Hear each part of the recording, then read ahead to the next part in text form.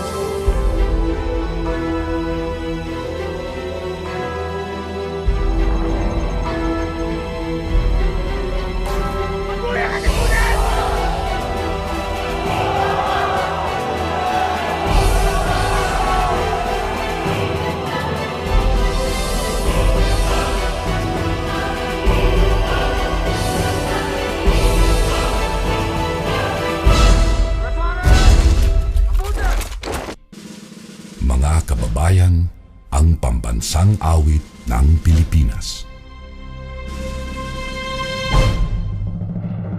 Kayang mag-ibig, helas ng sinakanan, alam ng puso, sa titik mo'y buhay.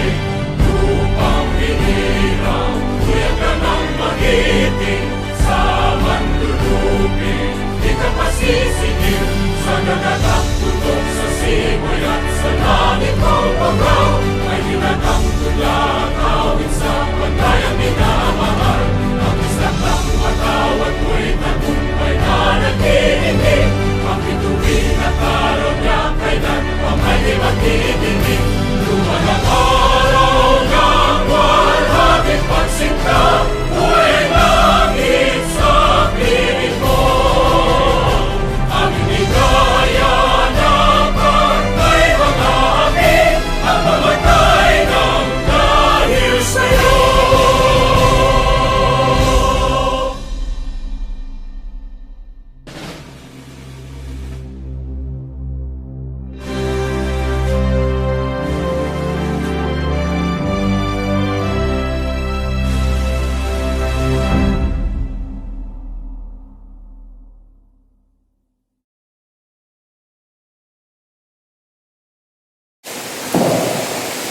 In the name of the Father, and of the Son, and of the Holy Spirit. Heavenly Father, I ask you, and we ask you, to bless our graduating students as they take on the challenge of a new beginning, take their wonderful journey, show their new ideas, and help them to explore new adventures. Encourage them as they grow and continues to remain steady in their life. Keep them safe and lead their feet firm on their foundation, and remind them that you are blessed them with plans for their good future and hope for tomorrow. Bless also their parents, sa mga magulang na patuloy na nagsisikap upang ang kanilang mga anak ay magabayan pagtungo sa magandang kinabukasan, bigyan ng edukasyon at gabayan pagtungo sa kanilang magandang kinabukasan. Pagpalain at iligtas ang kanilang mga magulang upang makapaghanap buhay para magabayan at patulungan at bigyan ng kinabukasan ang kanilang mga anak. Panginoon ang Diyos, pagpalain din ang lahat ng mga guro sa kanilang pagsisikap. Bigyan nito sila ng karumihan upang ay ituhagi nila ang kanilang kaalaman sa mga mag-aaral Patuloy sila ng silang at doktoran ng kanilang ulit upang mabigyan ng magandang at malalim na kaulunan ang mga mag-aaral. Pagpalain po ang bawat isa, gabayan ang tulong sa mga pagpunay, iligtas sa kapakapan at bigyan ng mga pagpunay. Pinilitin namin ito sa ngalan ng Kristo kasama ng Espiritu Santo magpasa sa kanilang. Amen. In the name of the Father, and of the Son, and of the Holy Spirit. Amen. Let us all welcome the Level Assistant Principal for Senior High School, Mrs. Marilu A. Madalugdog, for the presentation of academic and special awards. The Leonidas S. Berata Memorial School is proud to give due recognition to outstanding students who qualified for Special and Academic Excellence Awards for school year 2020-2021.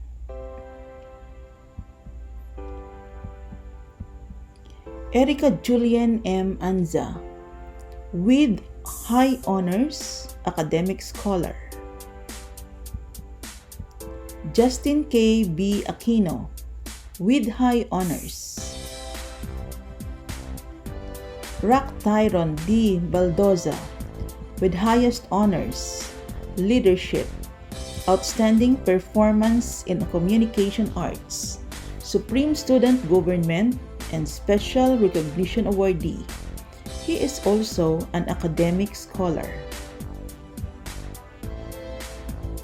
Lenny Bernice S. Banaag, with High Honors. Rio Colin G. Bargoyo, with High Honors.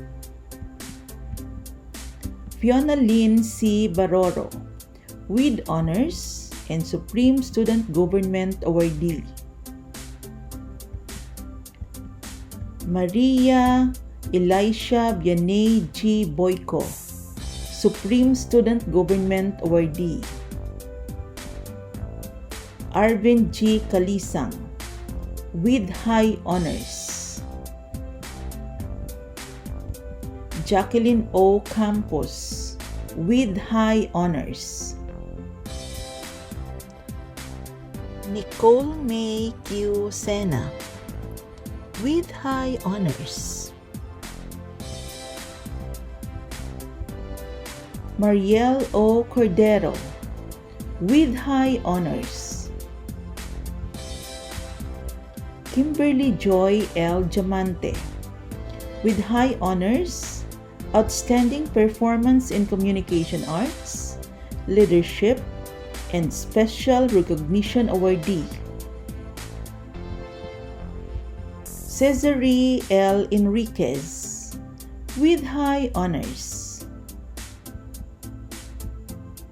Joanne G. Evangelista, with High Honors, Special Recognition, and Highest in Research and Technology. Beverly Figuracion, with High Honors. Ivan Amir G. Hasim, with Honors. Joanne M. Lustado, with High Honors. Princess Hannah P. Magbanwa, with High Honors, Highest in General Biology and General Physics, and Academic Scholar. Eman H. Magpusaw, with High Honors. Rachel K. Ann R. Milo, with High Honors. Anaya S. Mondia, with High Honors. Kenneth Andre A. Pata, with High Honors, Supreme Student Government and Special Recognition Awardee. Kendanica P. Quezada, with Highest Honors, Special Recognition, highest in general chemistry and academic scholar. Rainier Glee and Rodrigo, with high honors. May D. Saison, with honors.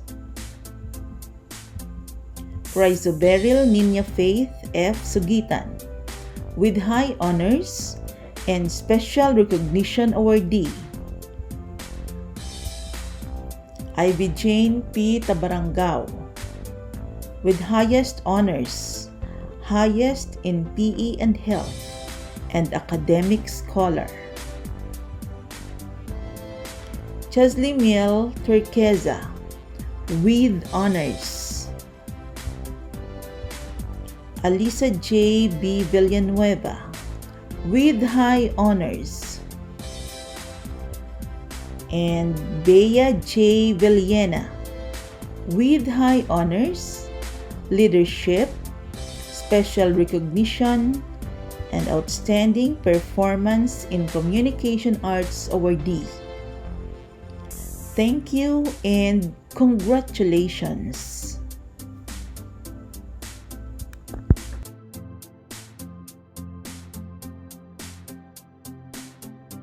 My childhood life was filled with simple joys, like playing with toys, drooling at ice creams, singing until I get tired, and eating lollipops while watching Disney movies. Unbelievably, my life has been a collection of different movie genres. If there's something more interesting in my own version of movie series, that would be the greatest surprise I have received after 18 years. The moment I entered high school was, for me, the most dramatic, painful, and scariest part. To tell you, I had always been a PPA awardee since first grade, but got my first set of absences and tardiness on 7th grade. And I had always been an honoree, but was not included in the honors list on 9th grade. I know that those were the days when I had to be strong and matured because my family needed my support. And just like how all movies end, I also had to put an end to all the pain I had had. When you look at me right now, this is the prettiest Ivy in the past 18 years. My life story is a spiritual odyssey that transcends innocence, ignorance, immaturity, selfishness, and other nuisances. But God and His countless surprises have served as my refuge and strength. My character might not be the strongest nor the perfect one, but I know that God will never put me in a story I can never handle. He surely knows that this kind of story needs someone like me for it to be a beautiful one.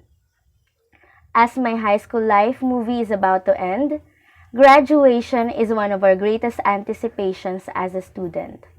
The moment of finally taking a first grasp of our high school diplomas should serve as a launching point that will project us to wherever our futures are meant to take us.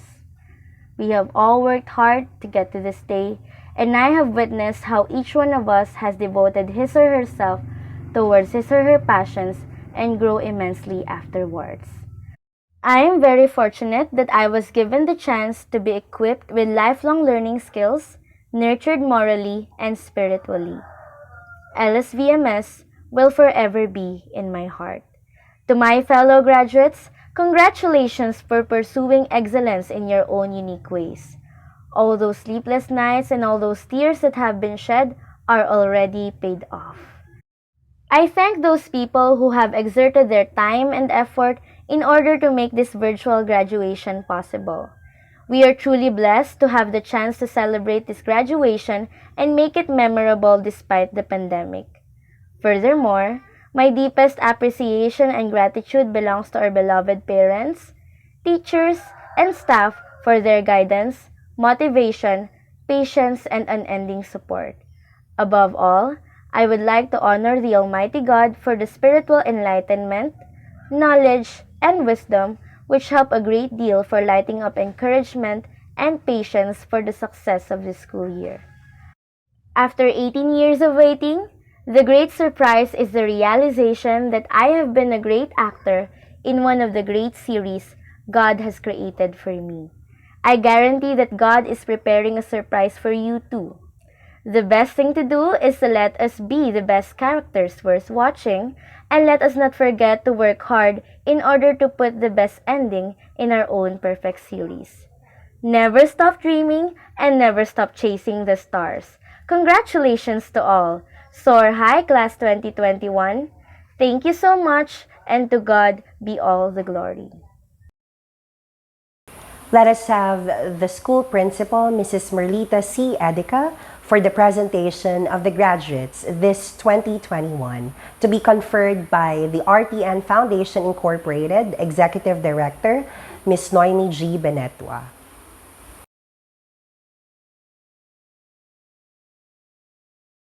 The Honorable RTNFI Executive Director, Mrs. Noime G. Binetwa, I have the honor to present to you 95 senior high school grade 12 students who are candidates for graduation of Leonidas S. Verata Memorial School.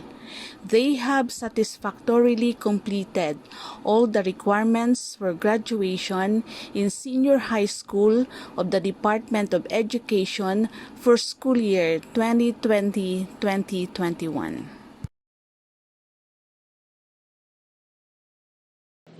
By virtue of the power vested in me by the School Board of Trustees and the Department of Education, I hereby declare Class 2021 Senior High School graduates of Leonidas S. Verata Memorial School. Congratulations!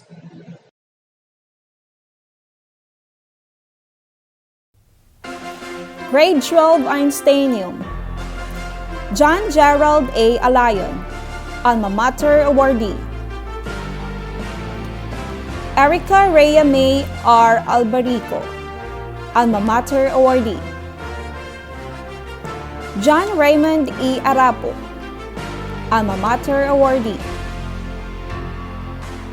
Mika B. Baliarta, Alma Mater Awardee. Sophia Jane I. Bani, Alma Mater Awardee. Kyla A. Barameda, Alma Mater Awardee. Aini Katrina O. Danio. Yves John A. Diculungon, Alma Mater Awardee. Rancy France G. Doidora, Alma Mater Awardee. Ian Royce T. Fabila, Alma Mater Awardee. Grioferox F. Francisco, Alma Mater Awardee. Adrian S. Gantuangco, Alma Mater Awardee. Janice Angel S. Gonzalez, Alma Mater Awardee. Johns Russell H. Garjan, Alma Mater Awardee.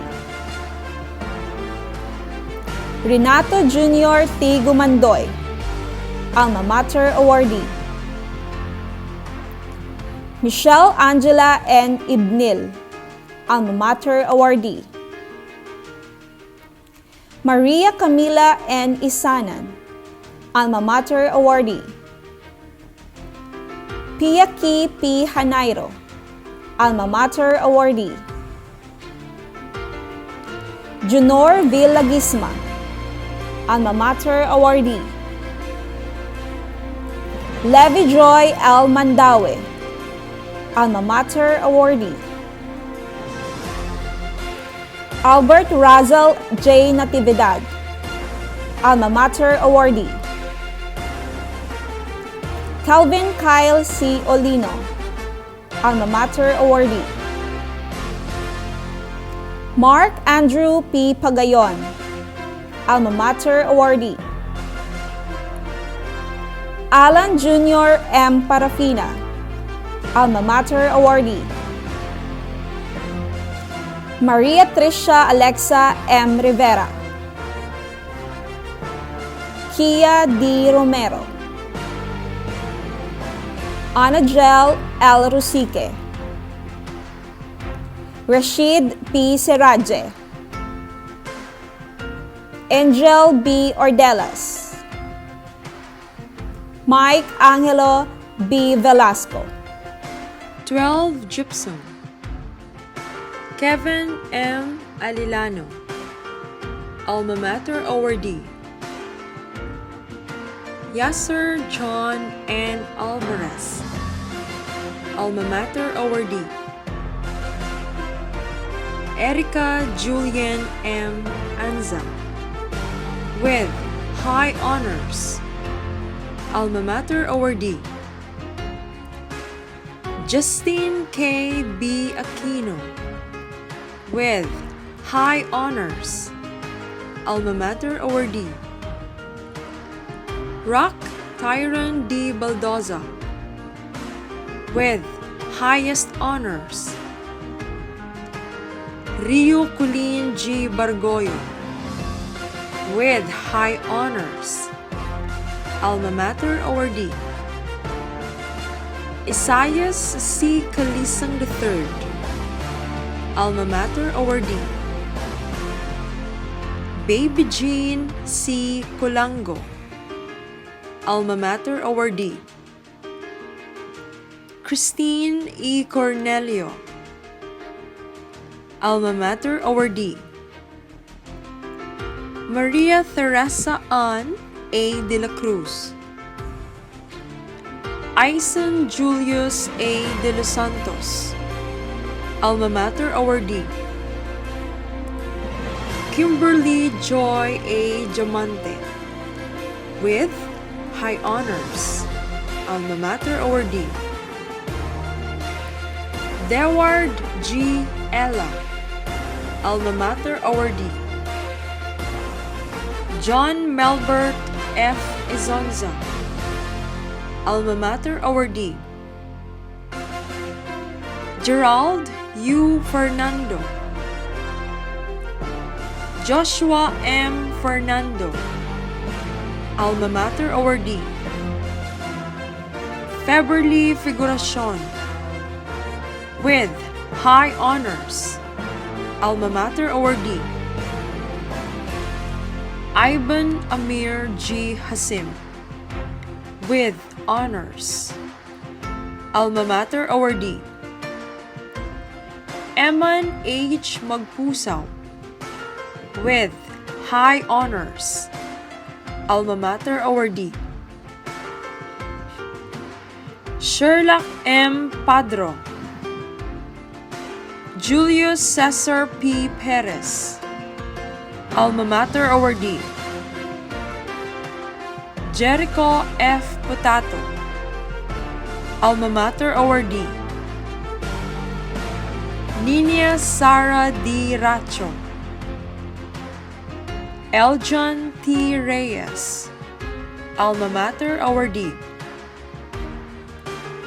Johann Sebastian P. Rosario, Alma Mater awardee, Verian M. Sereño, Chrysoberyl Nina Faith F. Sugitan, with high honors, Ivy Jane P. Tabarangao, with highest honors, Alma Mater awardee, Linel Jane P. Temperatura, Alma Mater awardee, Millennium N. Valladores, Alma Mater awardee, Elisa J. B. Villanueva, with high honors, Alma Mater awardee, and Bea J. Villena, with high honors, Alma Mater awardee, 12 Tungsten, Abdurajak E. Abdurrahman, Alma Mater awardee, Riza Mian R. Agil, Alma Mater awardee, Lenny Bernice S. Banaag, with high honors, Alma Mater awardee, Fionalyn C. Baroro, with honors. J. Ran L. Bulugan, alma mater awardee. Maria Elisha Vianney G. Boyko, alma mater awardee.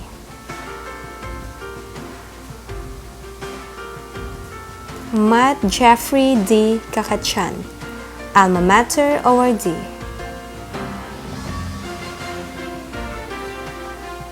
Arvin G. Kalisang, with high honors.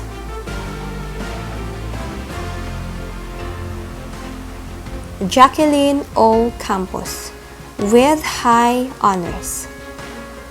Alma mater awardee.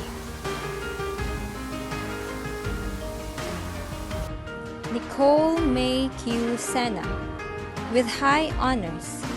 Alma mater awardee. John Carlo O. Cordero, alma mater awardee.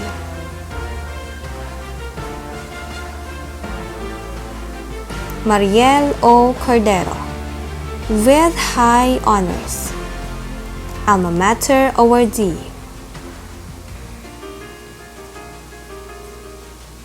David Carl O. Dacalios,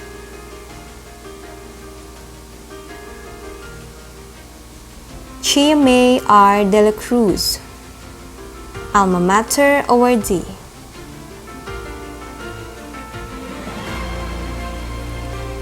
Norman M. Derla Jr., alma mater awardee.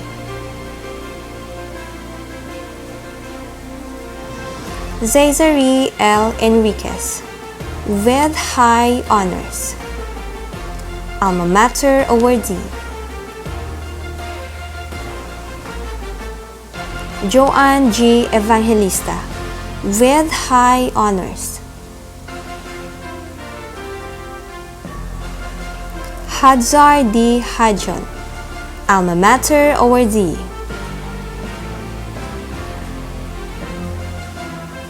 Joanne M. Lustado, with high honors.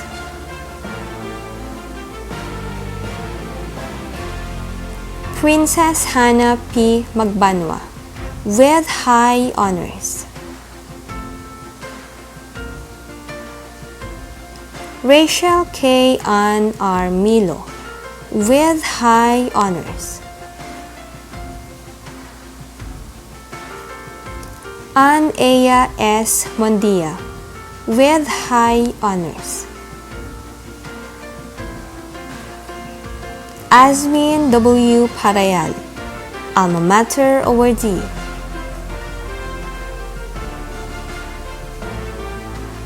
Kenneth Andre A. Pata, with high honors.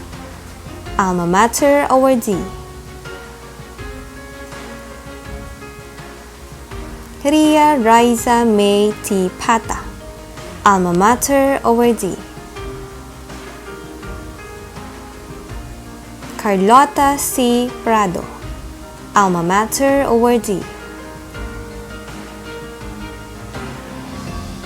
Ken Danica P. Quezada, with highest honors. Alma mater awardee. Arian Aubrey C. Regalado, alma mater awardee. Rainier Glee N. Rodrigo, with high honors. John Clifford V. Sandoy, alma mater awardee. May D. Saison, with honors.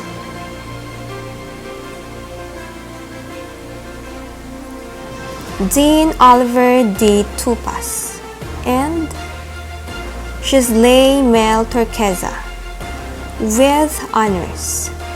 Alma mater awardee.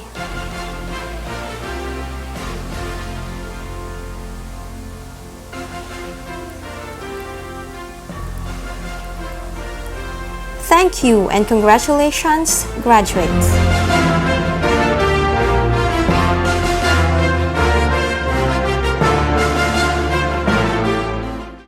Our guest speaker for the senior high school virtual graduation is an alumna of Leonidas S. Verata Memorial School. She graduated valedictorian in elementary and salutatorian in secondary.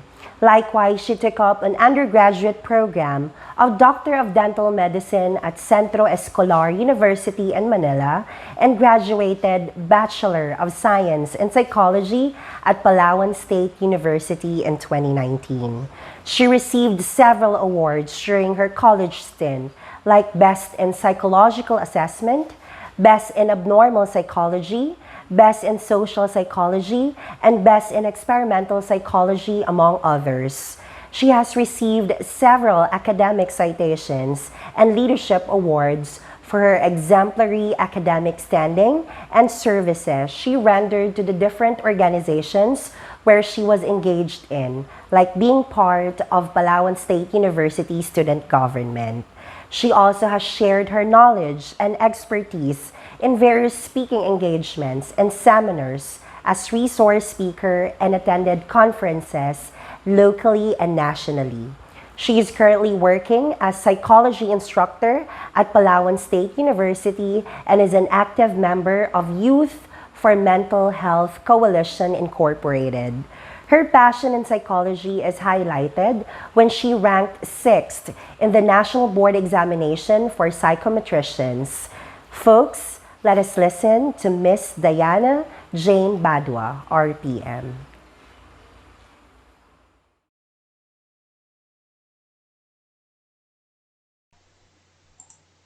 A pleasant day to everyone.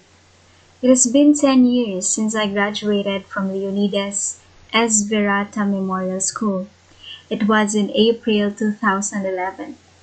And with everything I went through, I never thought that after 10 years, I will have my comeback here as your speaker for today.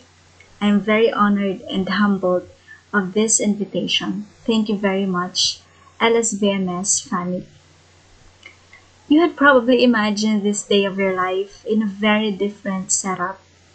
Nowhere in your wildest dreams did you see that after 12 or more long years of sleepless nights and painstaking efforts, there is no big stage today, no actual ceremony, no actual donning of medals, no actual marching to the stage. But you know what? This is just life giving you a taste of reality. It's not all the time we get strawberry cakes when we want strawberry cakes. It's not all the time you get a 95 when you want a 95. It's not all the time that when you want victory, you will be victorious. Life is full of surprises, and the truth is, many times, you're going to get disappointed because of your expectations. But it is always worth it to have visions and work yourself up towards your targets. Perhaps many of you are asking now, what's next for me? What's my next target? Where will I study? What course should I take? Or probably some of you are just thinking, how long will this speech get? Because you just really want to eat the food that your parents have prepared. Kidding aside, I had the same thoughts in my mind right after my high school graduation. I thought as an honor student, it would be right and it would please my family, my teachers, and other people if I take a prestigious course. I went to Centro Escolar University Manila to study dentistry, or more technically called as Doctor of Dental Medicine. It sounds so prestigious, and I thought the pride would be enough to make me stick to it. I strived to be one of the best and made it through the president's list, ranking as high as 3rd among thousands in our batch. I assure you, you will thank the training we have here in LSVMS once you get to college. It serves as your edge. But eventually, it sank into me that even the best of achievements could not fill that void in my heart. I longed for a different purpose, a different way of helping people. And I was scared as these thoughts came around. I was terrified seeing myself slowly dwindling down. I am losing the energy and motivation I used to have. I could not explain it until such time I was diagnosed with depression and anxiety. But I didn't stop there. I refused to stop there. I fought to stand up again, and I said to myself that I will redeem whatever I have lost, and I will never be as low as I was during those moments. That is why when I took psychology and prepared for the board exam, I really gave it my all. I told myself, this is where I redeem myself. This is where I redeem my parents, my family. There is no next time. It is now or never. And when I topped the board exam among 12,000 examinees around the country, that's when I said, all the pain was worth it. Who would have thought that ranking 6th among those 12,000 is a girl who once spent all her day crying in her bed, not knowing what to do next? You know, there's a song which sings, when it seems your sorrow never ends, someday it's gonna make sense. That was the day it made sense to me. One word, that is destiny. And that's something that can only come from the will of the gracious God. I know many of you here now may have already experienced disappointments in your lives as students. And whatever mistakes you have made in the past, it should not define you, but rather take it as a challenge to redeem yourself and regain whatever it is that you may have lost along the way. College is part of your destiny, your path towards your purpose. And believe me when I say life with a purpose is the best kind of life. It's like hearing your morning alarms without feeling irritated because you know exactly why you have to get up. That is why your goal in college should not just to graduate or earn a degree. Rather, your goal is to really learn in your chosen field so that someday you may serve your own purpose for humanity. Your journey should not take you away from your family, as this could be viewed as your means of freedom and independence from your parents. But it should actually lead you more towards them.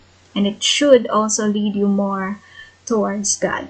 Because actually, they are the only few constants in this ever-changing world. Another thing I'd also like to share to the proud parents listening today.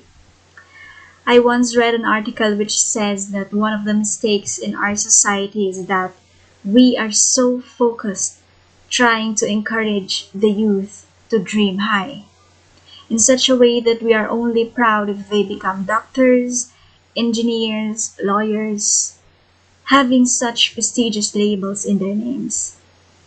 And many of our youth's dreams had to die because they wanted to please their parents.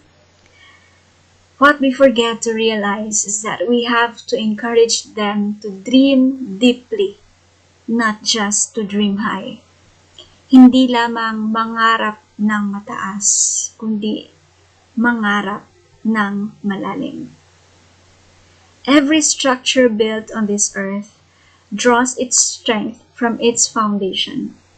No matter how high and astonishing a building appears on the surface, it can fall down any minute after an earthquake if there is not adequate foundation.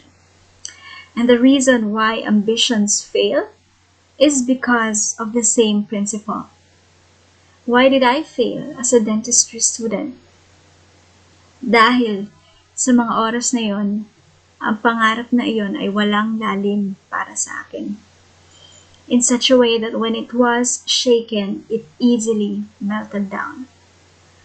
I shifted to a less prestigious course. Some people may say hindi ganoon kataas na pangarap. Pero bakit dito ako naging matagumpay? Ito po ay dahil ito ang naging pangarap ko na may lalim. So that every time I face difficulties during my college years in psychology, I think about people suffering with depression. I think about people with psychosis being abandoned by their families.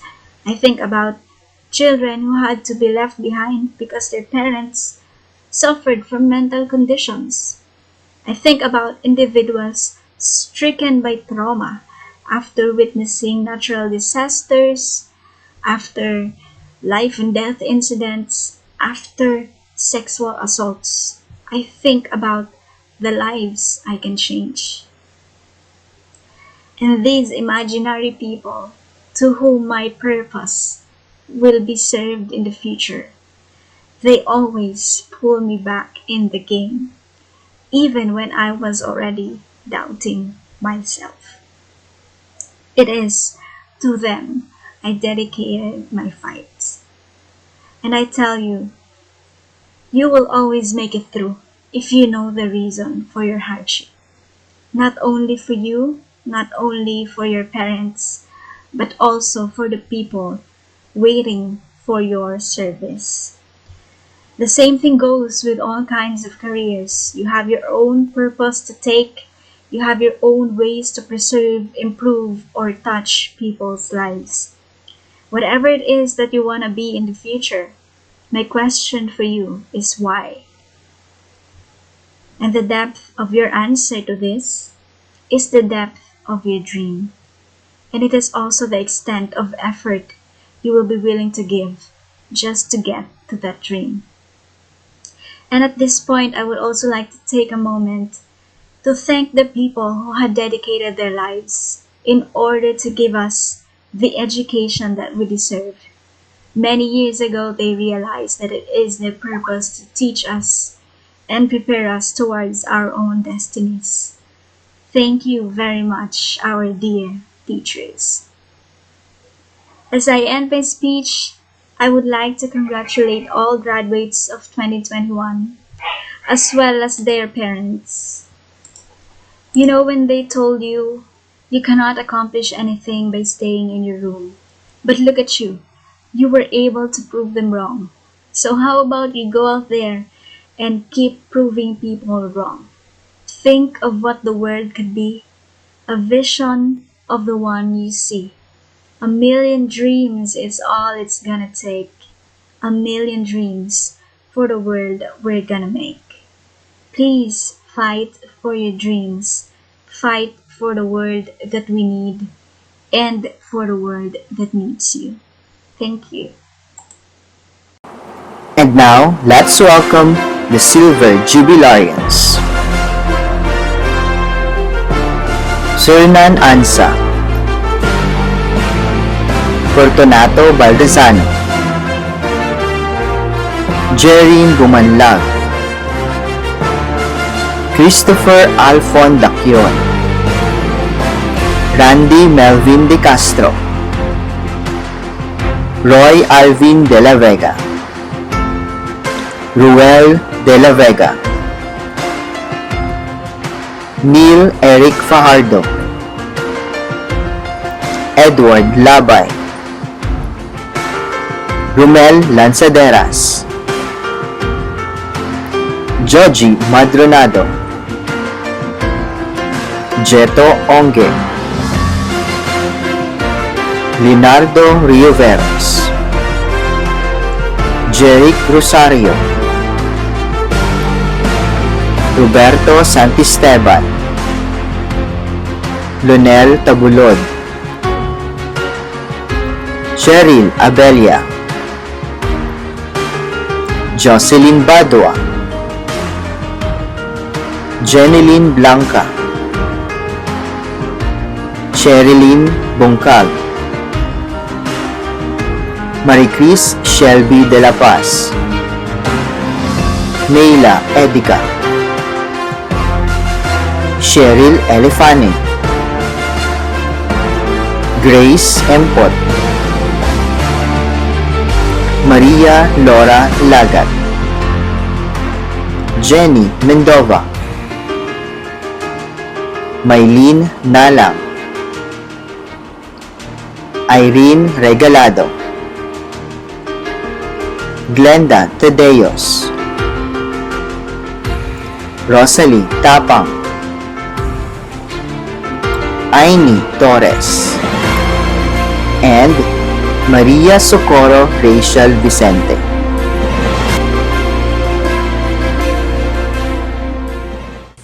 Mr. School Board of Trustees, as Chairman of Leonidas Esverata Memorial School Alumni Association, I have the honor to lead the new alumni and the Silver Jubilarians in their prayer and pledge of loyalty. Please raise your right hand and pray with me. Heavenly Father, as an alumnus of Leonidas Esverata Memorial School, I promise at all times to be proud of being a Filipino and to think and act in a manner that is Christ-like. To Leonidas Esverata Memorial School, my alma mater, I promise to live up to the high expectations you require of an educated Filipino Christian at the service of others. So help me God. Most Sacred Heart of Jesus, have mercy on us. Holy Spirit, guide and protect us.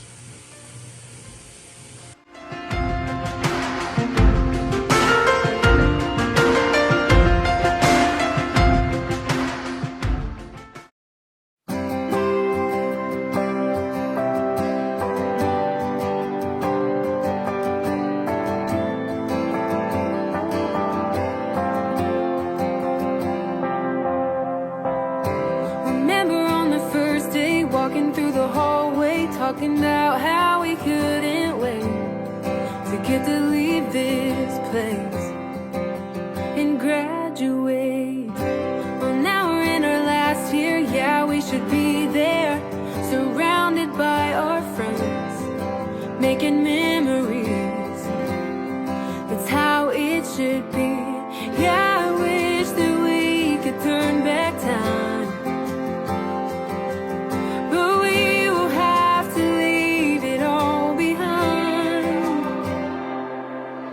So here's to the ones who won't get the chance to take the field at their last home game, or ask that girl to prom, or sing their school fight song. And here's to the ones who have to say goodbye to the past 4 years of their lives that made them who they are. Well, here's to you.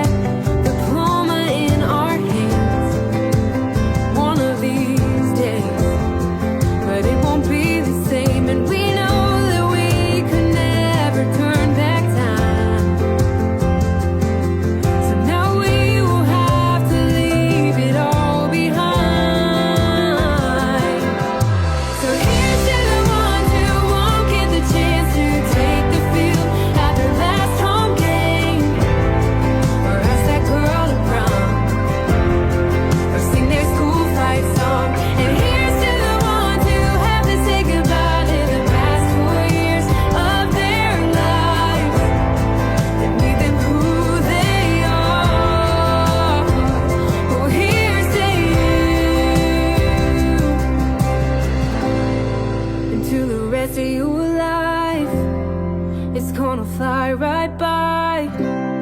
So be thankful for each moment and don't waste your time.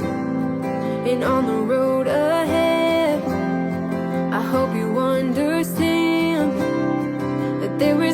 purpose in the hard times.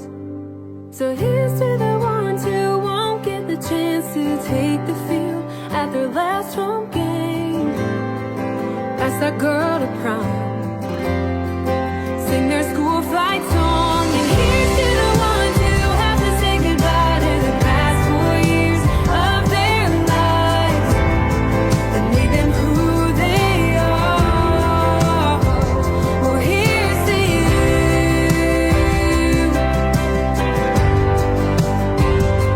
Here's to you.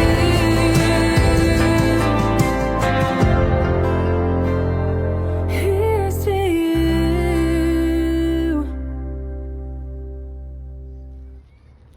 We would like to thank our benefactors, Tuba Nickel Mining Corporation, Coral Bay Nickel Corporation, and RTN Foundation Incorporated. Congratulations, Class 2021.